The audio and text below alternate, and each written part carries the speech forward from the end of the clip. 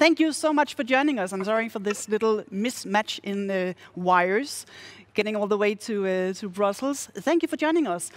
Our Minister of Higher Education and Science just greeted you and thanked you for using this opportunity to talk to us back in Denmark. And some of the key words she underlined and stressed is our capability to co-create and join partnerships, and I hope I'll have a chance to ask you about that as well. But thank you for talking to us. The floor is yours. Thank you, dear Minister, ladies and gentlemen. Thank you very much for your kind invitation and for your warm welcome. It is a real honor and pleasure for me to be with you today. So today I want to talk to you about first the importance of research innovation in Europe's future, and the important role that the new Horizon Europe program will play.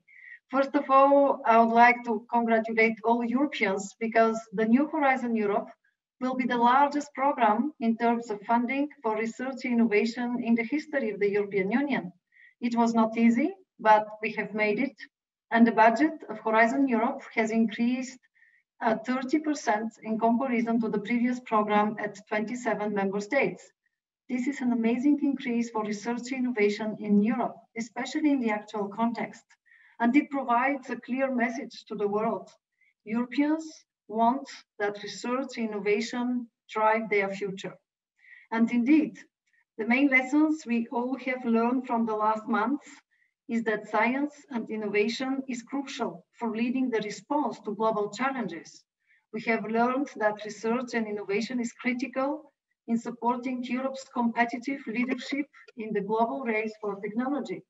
And in this context, Denmark is a country of talented researchers, innovators, and startups with big potential for creating more compact and impactful research innovation ecosystems.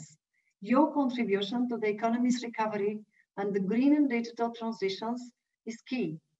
And Denmark is an innovation leader according to the European Innovation Scoreboard 2020, above the European average. And in terms of startups, Copenhagen is always in the top 10 European startup ecosystems with very good positive developments, follow on the success of Denmark's unicorns, Zendesk, Unity, Sitecore, TrustShift, or Trustpower. Particularly here, it's important to see that we have startups like Too Good To Go and Trini, very positive messages. And in Horizon 2020, the success rate of proposals from Denmark is 15.7%, which is above the European average of 13.6%. In addition, applicants from Denmark were awarded with 670 seals of excellence, ranking Denmark 8th in the EU27. Now, what we need to improve as Europe, because we all have successes, but we have weaknesses. Europe needs to improve its capacity to translate research innovation results into the green and digital transition of the European economy. It should also strengthen participation of women in science and innovation. Today, Europe faces deep societal, ecological, and economic challenges, all aggravated by the coronavirus crisis. And this is the right moment for Europe to seize the opportunity and make its societal and economic recovery truly transformative. That's why investing in research and innovation through our new framework program, Horizon Europe, will help steer the transitions in Europe towards a sustainable, inclusive, fair, and prosperous future, a cleaner and healthier planet, and of course, the well-being of our citizens. It will be essential for addressing the major societal challenges of our time and achieving the Sustainable Development Goals of the UN Agenda 2030. Now, Horizon Europe is structured along 3 pillars: excellent science, global challenges and competitiveness, and open innovation. And the 4th component, widening participation and strengthening of the European research area.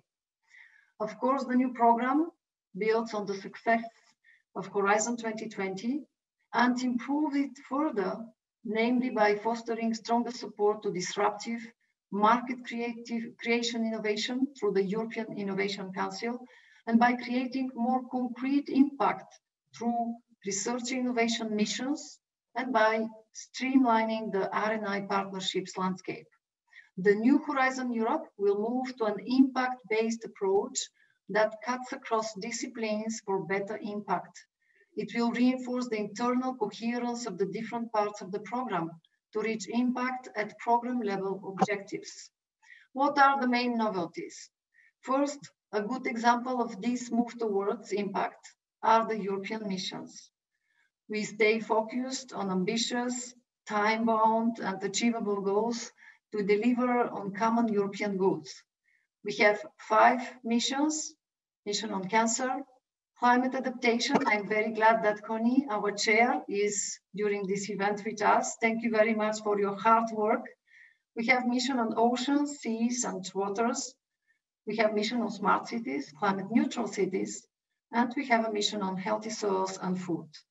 So the 5 mission areas do not only concern Horizon Europe, but also take advantages of synergies with all the other programs of the Union, as well as national and regional programs going beyond only research and innovation.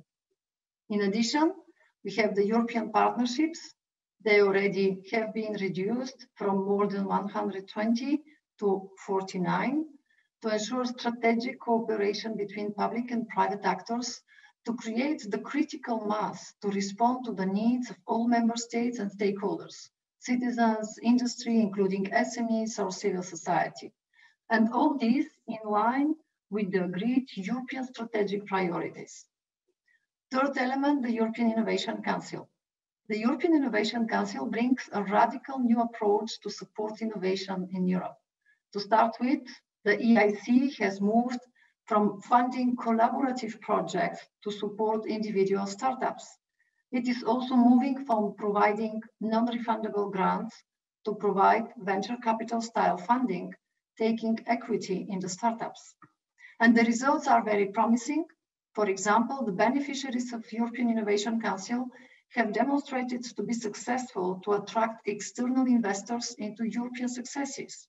During the pilot period, the EIC beneficiaries managed to crowd in almost 5 billion euros from external investors, and 40 of them have managed to get that valuation above 100 million euros.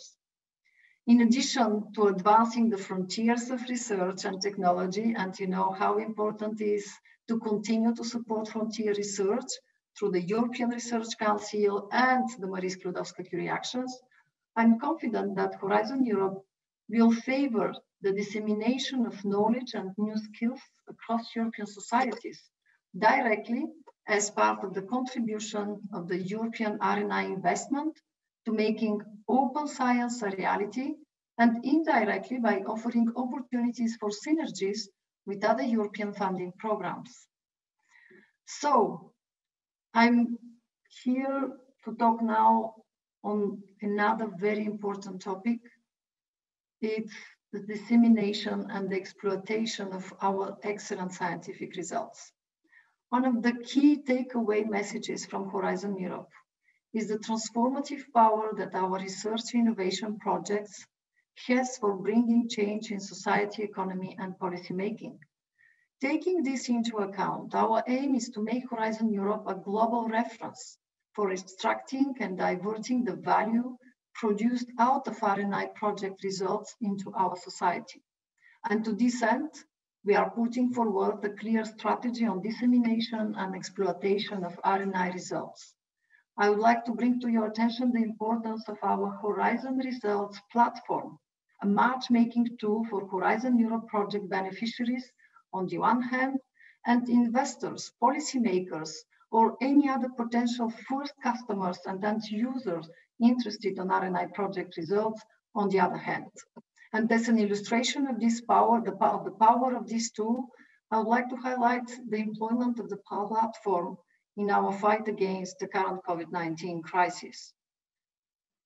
At the same time, allow me to touch 2 last points: synergies and citizens, key words for the new Horizon Europe program. We would like to increase the possibilities to scale up results, also at regional level, through creating synergies between Horizon 2020 and cohesion funding. Now, here what I would like to insist is how important is to assure a real follow-up. Because yesterday, I launched the very first joint action plan between the Commission and the Committee of the Regions with special focus on innovation. We already have some very good examples how we use these funds. That will be important to seize new opportunities and to spread the message everywhere in all our regions, in all our member states. When we talk about citizens, it's key. We need to engage all citizens from any region in Europe in the co-creation process of the strategic plan for Horizon Europe. The European Union Research Innovation Days were an excellent example of co-creation and co-design of Horizon Europe. This is a daily challenge we need to continue because we need the trust of our citizens in order to have more impactful and more efficient Horizon Europe program. So I strongly believe that together we can unlock the potential, the innovation potential from Europe's incredible joint research capacity, and Horizon Europe will become a key lever to get momentum on innovation in Europe. I would like to wish you a very fruitful discussion and thank you very much for your attention. So much, and I hope I can use 2 more minutes of your time this morning because I would like to ask, it's very inspiring to hear you talk about how we are actually becoming in Europe a global reference, meaning that of course the challenges we face, it's not only in Denmark or in Brussels or in Europe, but actually worldwide. How do you see Europe's potential in the race against or with the US or Asia? First, we need to be sometimes more courageous to talk about our successes because we are a leader when we talk about scientific publications. We are a leader when we talk about artificial intelligence and our research institutes. What we need now is to have very well-targeted investments, impact-oriented approach, and to join forces at European level if you'd like to succeed in this race.